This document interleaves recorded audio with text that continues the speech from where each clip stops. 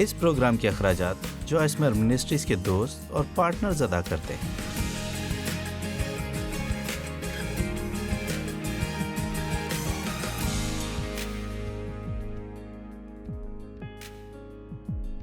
میرا یقین ہے کہ خدا کا کلام دنیا میں موجود سب سے طاقتور چیز ہے، سب سے طاقتور۔ یسوع وہ کلام ہے جو مجسم ہوا۔ تو جب ہم خدا کے کلام کی رسائی کرتے ہیں ہمیں اسے عقیدت اور پوری توجہ کے ساتھ پڑھنے کی ضرورت ہے۔ خدا کا کلام عام اور سادہ الفاظ نہیں ہیں، مگر یہ ایسے الفاظ ہیں جو زندگی بدلنے کی قوت سے بھرپور ہیں۔ اور میں سمجھتی ہوں کہ جب کلام کی منادی کی جاتی ہے ایسے معجزات میسر ہوتے ہیں جو زندگیاں تبدیل کرتے ہیں، بچاتے ہیں اور جسمانی، ذہنی، جذباتی، روحانی شفا دیتے ہیں۔ اور میں آج رات کلام سناتے ہوئے آپ کی حوصلہ افزائی کرنا چاہتی ہوں، اور واقعی پورا ہفتہ میں نہیں چاہتی کہ آپ آئیں اور بس وہاں بیٹھے رہیں اور بس انتظار کریں یہ دیکھنے کے لیے کہ آگے کیا ہوگا۔ آپ جانتے ہیں میں چاہتی ہوں کہ آپ خدا سے چھوئے جانے کی امید رکھیں، اور اگر آپ کے جسم میں کسی بھی طرح کی بیماری یا درد ہے میں چاہتی ہوں کہ آپ شفا کی امید رکھیں۔ میں چاہتی ہوں کہ آپ امید رکھیں۔ میرا یقین ہے جو زبور 107 کی 20ویں آیت میں لکھا ہے وہ اپنا کلام نازل فرما کر ان کو شفا دیتا ہے۔ آپ دیکھیں میں نہیں سمجھتی،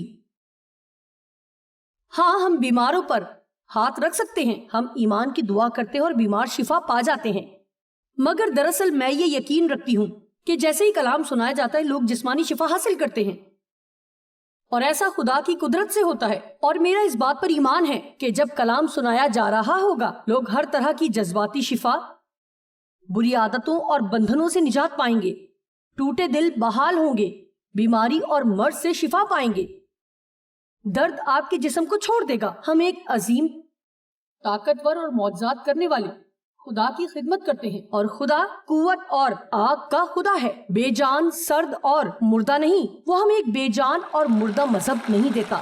آمین۔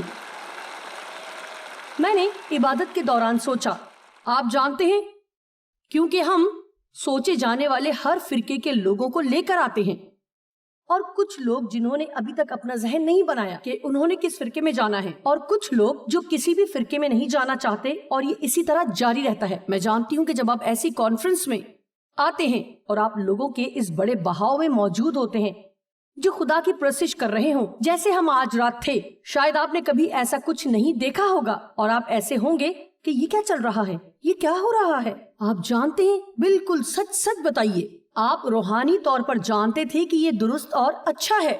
اور نکتہ یہ ہے کہ آج رات یہاں موجود لوگ یسوع کے لیے پرجوش ہیں، اور ہمیں بھی یسوع کے لیے پرجوش ہونا چاہیے۔ کسی طرح بھی ہم سمجھتے ہیں کہ اپنے جذبات کو دنیا کی ہر چیز سوائے خدا کے خرچ کرنا درست ہے، اور جب آپ خدا کے بارے میں تھوڑا جذباتی ہو جاتے ہیں، لوگ جنونی، جذباتی، آپ جانتے ہیں، پینٹیکوسٹلزم کا شکار ہوتے جا رہے ہیں، عجیب لوگ۔ اچھا آپ جانتے ہیں میں تھوڑی بہت گرم زندگی گزار لوں گی بجائے کہ مردوں کی طرح سرد رہنے کے۔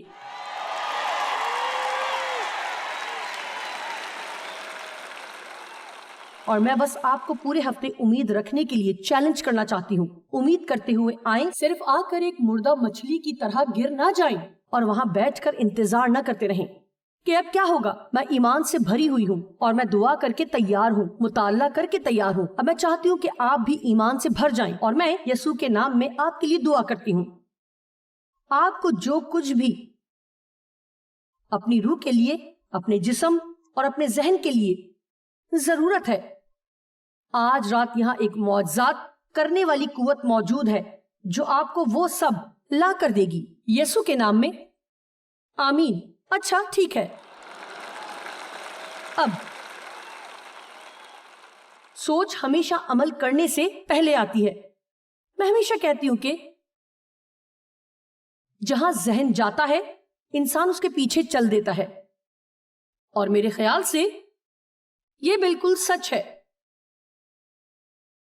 کلام ہمیں رومیو 8 باب 5ویں آیت میں ہمیں یہ سکھاتا ہے، کیونکہ جو جسمانی ہیں وہ جسمانی باتوں کے خیال میں رہتے ہیں۔ تو یہاں بالکل صاف لکھا ہے، اگر آپ جسم کے پیچھے چلیں گے، اگر میں جسم کے پیچھے چلوں گی، یہ اس لیے کیونکہ میں نے اپنا خیال جسمانی باتوں میں لگایا ہے، اور لہٰذا میں اسی کا تعاقب کرتی ہوں۔ ہم جس بھی چیز میں اپنا خیال لگاتے ہیں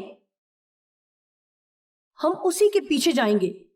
ہمارے خیالات ہمارے جذبات پر اثر ڈالتے ہیں، ہم جو سوچتے ہیں وہی ہمارے منہ سے نکلتا ہے، یہ ہمارے تمام عملوں پر اثر کرتے ہیں۔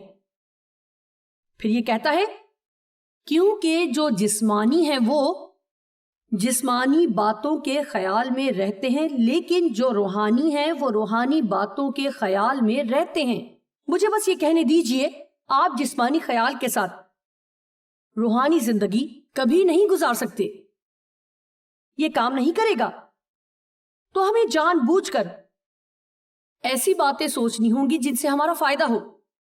امثال 23:7 لکھا ہے کیونکہ جیسے اس کے دل کے اندیشے ہیں وہ ویسا ہی ہے۔ ایک ترجمہ یہ کہتا ہے کہ وہ ویسا ہی بن جاتا ہے۔ اب سنیں، کلام ہمیں یہ سکھاتا ہے، خاص طور پر دوسرا کرنتھیوں 10:4 اور 5 میں، اس میں یوں مرقوم ہے کہ ایک جنگ جاری ہے، اس لیے کہ ہماری لڑائی کے ہتھیار جسمانی نہیں بلکہ خدا کے نزدیک قلعوں کو ڈھا دینے کے قابل ہیں۔ چنانچہ ہم تصورات اور ہر ایک اونچی چیز کو جو خدا کی پہچان کے برخلاف سر اٹھائے ہوئے ہے ڈھا دیتے ہیں۔ یہ حوالہ جات خیال کے بارے میں بات کر رہے ہیں، اور کیسے ہمارے ذہن میں ایک جنگ جاری رہتی ہے۔ ذہن وہ میدان جنگ ہے جہاں ابلیس ہماری زندگیوں پر قابو پانے کی بھرپور کوشش کرتا ہے۔ شیطان مارنے، چرانے اور ہلاک کرنے کو آتا ہے، لیکن یسوع نے کہا میں آیا اور میں بہت خوش ہوں کہ وہ آیا۔ میں اس لیے آیا کہ وہ زندگی پائیں اور کثرت سے پائیں۔ آپ سب یسوع کے خون خریدے ہیں جو یسوع نے ہمارے لیے بہایا۔ خدا نے آپ سب کو یہ حق دیا ہے کہ آپ زندگی کے ہر لمحے سے لطف اندوز ہو سکیں۔ ہم یہاں دکھوں کے لیے نہیں آئے، ہم یہاں زندگی کا لطف اٹھانے آئے ہیں، اور ابلیس نہیں چاہتا کہ ہم ایسا کریں۔ آمین۔ وہ شادمان مسیحیوں کو پسند نہیں کرتا کیونکہ اسے امکان ہے کہ پرمسرت مسیحی اپنی خوشی سے دوسرے لوگوں کو متاثر کر سکتے ہیں، اور جہاں تک ساری دنیا دیکھتی ہے کہ اداس نجات یافتہ لوگ گاڑیوں پر اسٹیکر اور گلے میں صلیب پہنے ہوئے ہیں، وہ انہیں ایک لفظ نہیں کہتی سوائے انہیں یہ تجویز کرنے کے کہ ان چیزوں پر غور کریں جو ان کے پاس ہیں۔ تو چاہے آپ جانتے ہیں یا نہیں، خوشی صرف یہ نہیں، یہ بس صرف اچھا احساس نہیں کراتی، یہ بہت ضروری ہے۔ یہ یسوع مسیح کی انجیل کا بہترین اشتہار ہے جو ہمارے پاس ہے، خاص طور پر جب آپ باہر جاتے ہیں اور خوش ہوتے ہیں۔ جب شاید آپ کے تمام حالات خوشگوار نہیں ہوتے، تو ابلیس نے صرف کل یا آج صبح سے ہم میں سے کسی ایک پر کام کرنا شروع نہیں کیا، وہ ہمیشہ ایسا کرتا ہے، اور ہمارے پاس ہتھیار ہیں۔ خدا کا شکر ہے کہ ہمارے پاس ہتھیار موجود ہیں، اور تمام ہتھیاروں میں خدا کا کلام شامل ہے۔ آج رات جب ہم خدا کی تمجید کر رہے تھے، وہ ایک ہتھیار تھا۔ خدا کی پرستش کرتے ہوئے ہم روحانی جنگ میں تھے۔ آج رات جو کلام میں سنا رہی ہوں وہ یہ ہے کہ بدروحوں سے کیسے لڑنا اور لوگوں کی زندگیوں سے مضبوط بندھنوں کو کیسے توڑنا ہے۔ جب ہم کلام سنتے ہیں، کلام سناتے ہیں، کلام پر غور کرتے ہیں، کلام گاتے ہیں، جب خدا کی تعریف کرتے ہیں، یہ سب چیزیں وہ ہتھیار ہیں جن سے ہم اپنے دشمنوں کو شکست دے سکتے ہیں۔ اب بائبل ہمیں سکھاتی ہے کہ ہماری عقل کو نیا ہونے کی ضرورت ہے، اور ہم آج رات اس سے متعلق بہت سی باتیں کریں گے۔ ابلیس جھوٹا ہے، بلکہ جھوٹوں کا باپ ہے۔ اس نے بہت عرصے سے ہم سب کے بارے میں معلومات اکٹھی کر رکھی ہیں۔ میرے خیال سے میرا آپ سے سوال یہ ہے کہ آپ اس کے بارے میں کتنے عرصے سے جانتے ہیں؟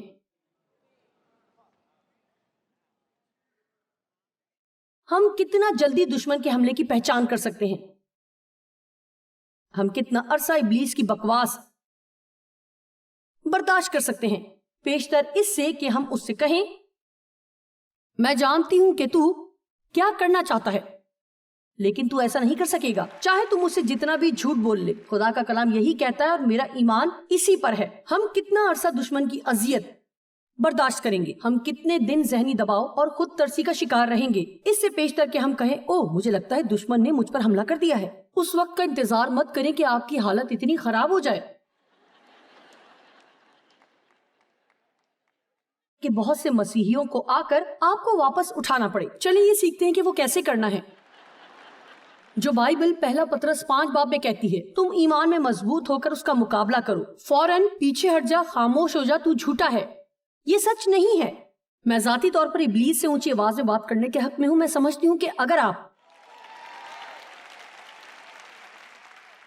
ऐसी जगह पर मौजूद हैं जहां आप ये कर सकते हैं, आप इब्लीस को मुंह तोड़ जवाब दे सकते हैं। और जानते हैं, यसू ने इब्लीस को जवाब दिया और ऐसी कोई वजह नहीं कि हम ऐसा नहीं कर सकते। वो हमारे लिए नमूना है। आप कहते हैं, अच्छा उसने कब इब्लीस को जवाब दिया? लूका 4 बाब में। और इसके अलावा भी इब्लीस हमारी जिंदगी की शुरुआत में ही हमारे जहन में बड़ी चालाकी से तैयार करदा छोटी छोटी सोचों की बमबारी करता रहता है। शको शुबा, डर, ख्यालात, वजूहात, दलाइल और नजरिए वो बहुत मोहतात होकर चलता है। आखिरकार जाल को अच्छी तरह बिछाने में वक्त दरकार होता है। एक किला वो जगह है जहां दुश्मन अपना इंदिराज करके उस जगह का इख्तियार हासिल कर लेता है। और जब बाइबल उससे मुतालिक बताती है कि किस तरह हमारे जहनों में किले हैं, हमें ये समझने की जरूरत है कि ये वो जगह है जहां दुश्मन इब्लीस ने बहुत अरसे काम किया है और अब वो इस जगह पर काबिज हो चुका है और उसने हमें कुछ ऐसा यकीन करने पर मजबूर कर दिया है जो कि बिल्कुल भी सच नहीं है। अलबत्ता जब तक हम यकीन रखेंगे कि ये सच है, कोई फर्क नहीं पड़ता कि वो कितना झूठ है, वो हमारे लिए सच ही रहेगा।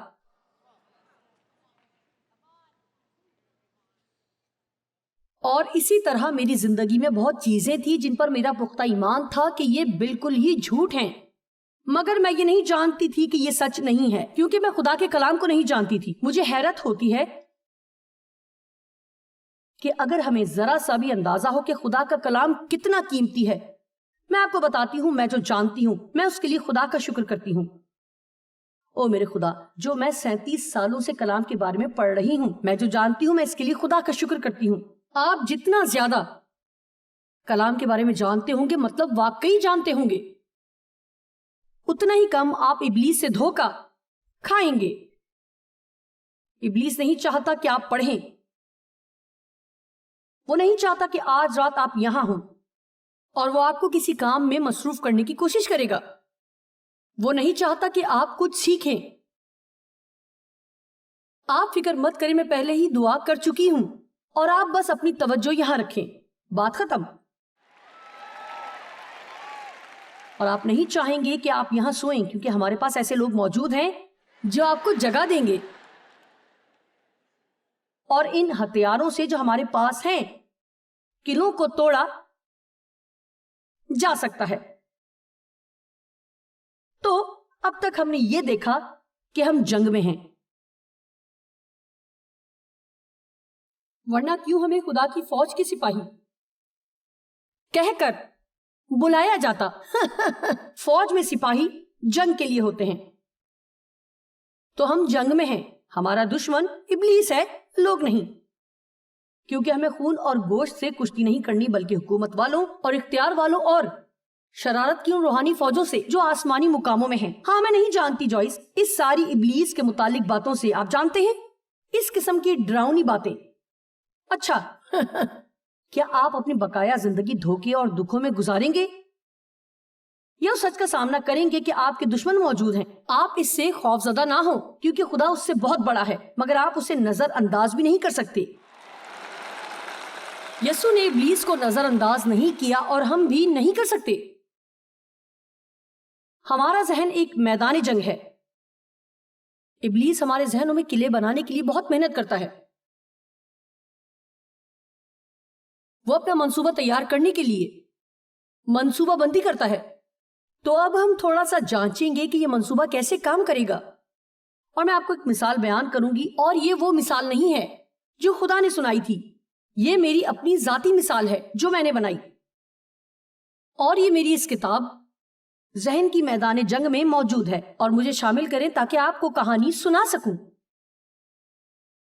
میری اور اس کا خاوند جان خوشحال زندگی بسر نہیں کر رہے تھے. ان کے درمیان ہر وقت جھگڑا رہتا تھا. وہ دونوں ہی غصے سے بھرے ہوئے، تلخ اور ناراض رہتے تھے. ان کے دونوں بچے ان کی وجہ سے متاثر ہو رہے تھے. گھر کا جھگڑا ان کے اسکول کے کام میں نظر آتا ہے. ان کے گھر کے جھگڑے کا نتیجہ ان کے اسکول کے کام اور ان کے اسکول کے رویے میں نظر آتا ہے. ان بچوں میں سے ایک کو ذہنی پریشانی کی وجہ سے پیٹ کے مسائل کا سامنا ہے. اب آپ میں سے کچھ سوچ رہے ہوں گے، میں بھی میری ہوں اور میری شادی بھی جان کے ساتھ ہوئی ہے.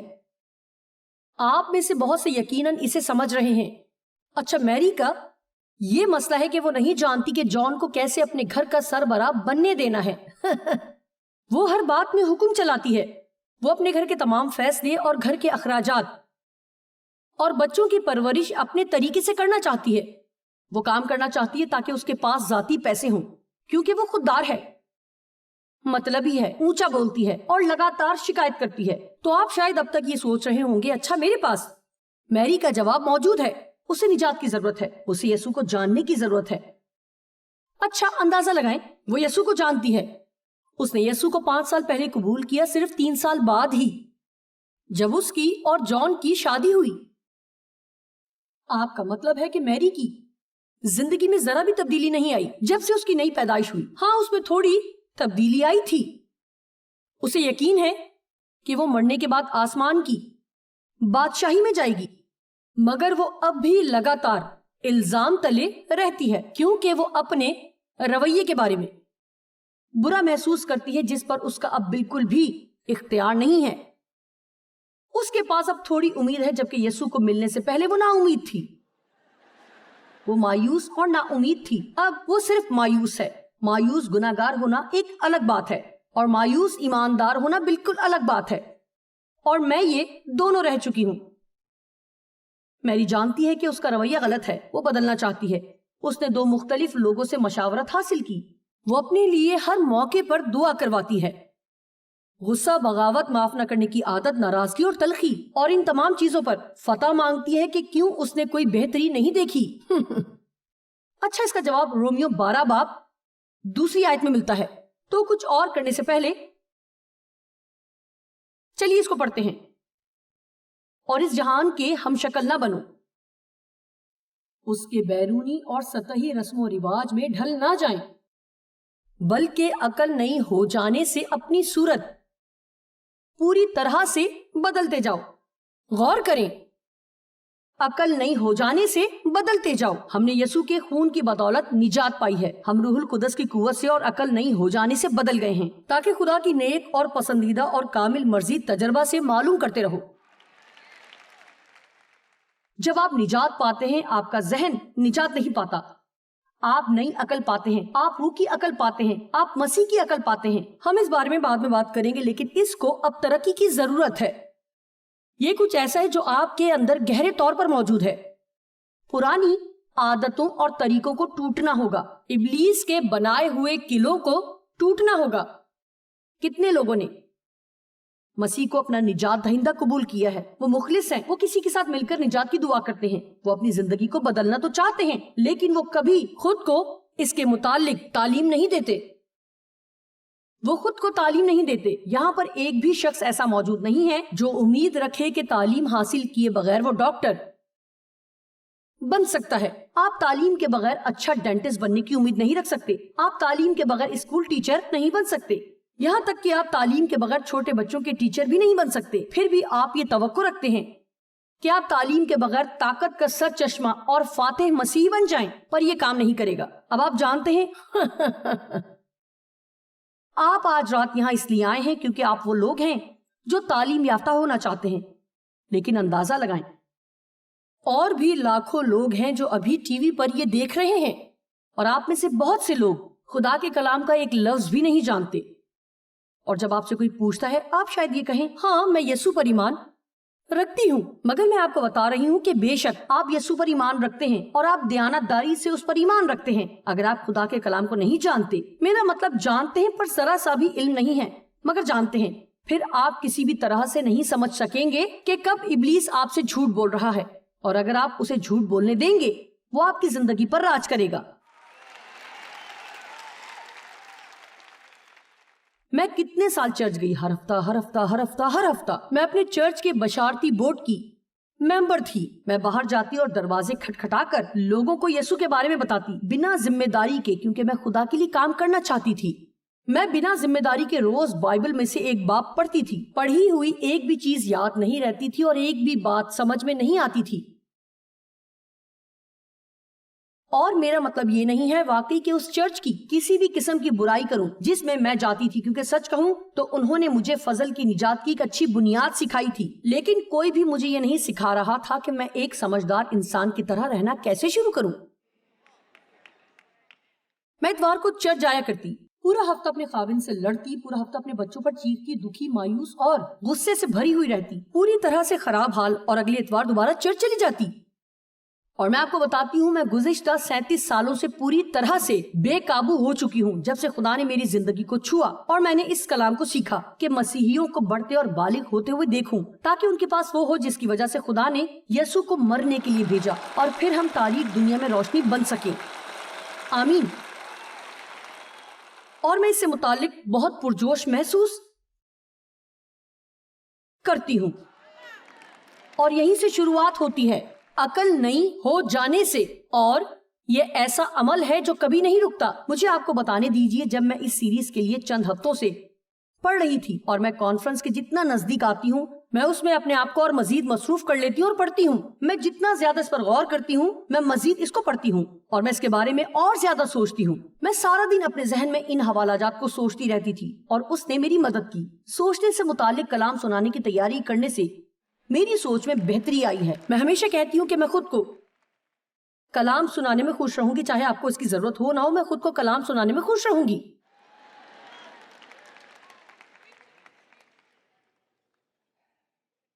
ضرور ہے کہ ہماری عقل نہیں ہو اور اس جہان کے ہم شکل نہ بنو۔ ساری عقل نہیں ہو جانے سے اپنی صورت بدلتے جاؤ، تبدیل کر کے، تاکہ خدا کی نیک اور پسندیدہ اور کامل مرضی اپنے لیے تجربے سے معلوم کرتے رہو۔ میں صرف ان اچھی چیزوں کے بارے میں بات نہیں کروں گی جو خدا چاہتا ہے کہ میرے پاس ہوں، میں ان کو دیکھنا چاہتی ہوں، میں چاہتی ہوں کہ وہ میری زندگی سے ثابت ہوں، اور میں صرف آپ کو ان کے متعلق کلام سنانا نہیں چاہتی، میں چاہتی ہوں کہ آپ کہیں جوائس میں سمجھ گئی ہوں۔ میں آپ کی گواہیاں سننا چاہتی ہوں۔ مجھے رہائی مل گئی ہے، میں ایک نئی تبدیل شدہ شخصیت ہوں، میری شادی شدہ زندگی بدل چکی ہے، میرے بچے مختلف ہو گئے ہیں، میرا گھر مختلف ہو چکا ہے، میری زندگی پر اطمینان ہے۔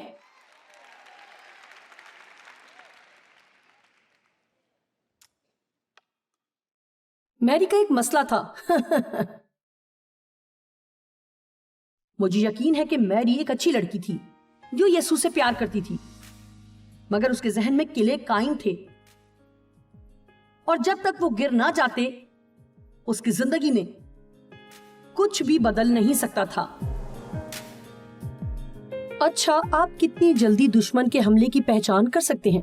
آپ جانتے ہیں ہمارا ذہن دشمن کا میدان جنگ ہے۔ ہمیں یہ سیکھنا ہے کہ کیسے ان سوچوں کی نفی کرنی ہے جو ہمارے بارے میں اور ہمارے لیے جھوٹ ہیں، اور جان بوجھ کر اس طرح رہنا ہے جیسے خدا کا کلام ہمارے لیے فرماتا ہے۔ بائبل یعقوب 4:7 میں کہتی ہے، پس خدا کے تابع ہو جاؤ اور ابلیس کا مقابلہ کرو تو وہ تم سے بھاگ جائے گا۔ آمین۔